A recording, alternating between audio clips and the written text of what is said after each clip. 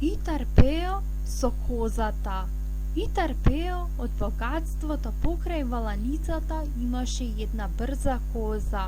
Арнама не можеше да ја одржува и реши да ја продаде неа и да се ослободи од имотот. Кога се доближи до градот, легна под една сенка во попова ливада. Што туку легна, еве ти го настради ноđа од оздола за да пречека некој мариовец и да направи смеа. Кога настради ноđа го виде и Тарпео, реши да го насамари да му ја заколи козата. А бре Пео, му рекол Настрадин, вчера гледав во мојот китап и ке биде икмет, крај на веков. Навистина ли Настрадин ке биде икмет? Го праша Пео зачудено Настрадина. Ке биде, како нема да биде Пео, кога тоа јас ти го велам. Туку ајде да ја заколиме козава. Зошто да остане сирота и да шета по ридиштата и планините како пуста? Нели велиш така Настрадине, тогаш да ја изедеме. Настрадин оѓа ги собра прилепските оџи и ја печат козата на Пео. Отидоа, ги соблекоа капутите, ги сметнаа чалмите од главите и се растрчаа по дрва. Настрадин оѓа прв замина подалеку за да собере што побргу, само и само да не се сети Пео и да не се испишмани. Пео ја прежали козата, бидејќи колку што чини козата, ќе ја продаде толку кожата, а сеирот, што ќе си го гледа, повеќе чини од се.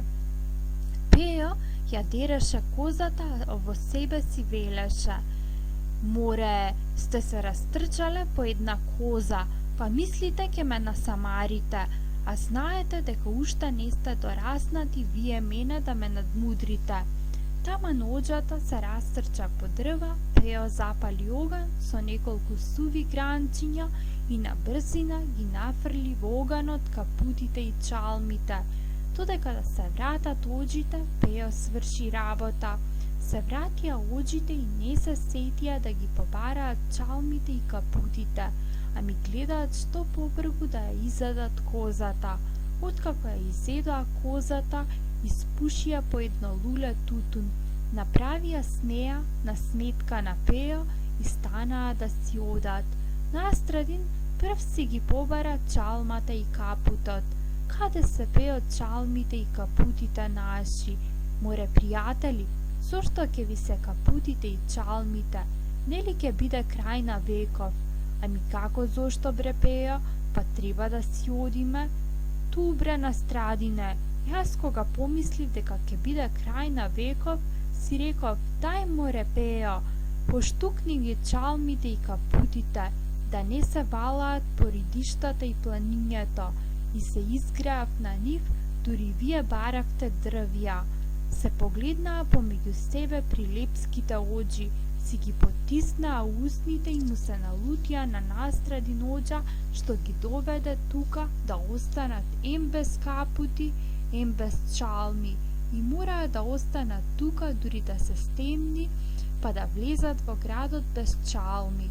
Арнама Пео не беше задоволен само со тоа што им ги изгоре капутите и чалмите и си помисли: овие оџи мислат дека ќе појдат во темница во градот и никој нема да ги види. Ха, ха, ха, се насмеа Пео во себе.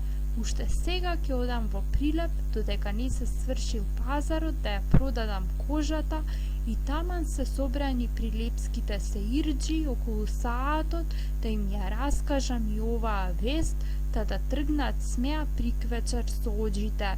Си го помисли тоа Пео и тргна за Прилеп да го исполни.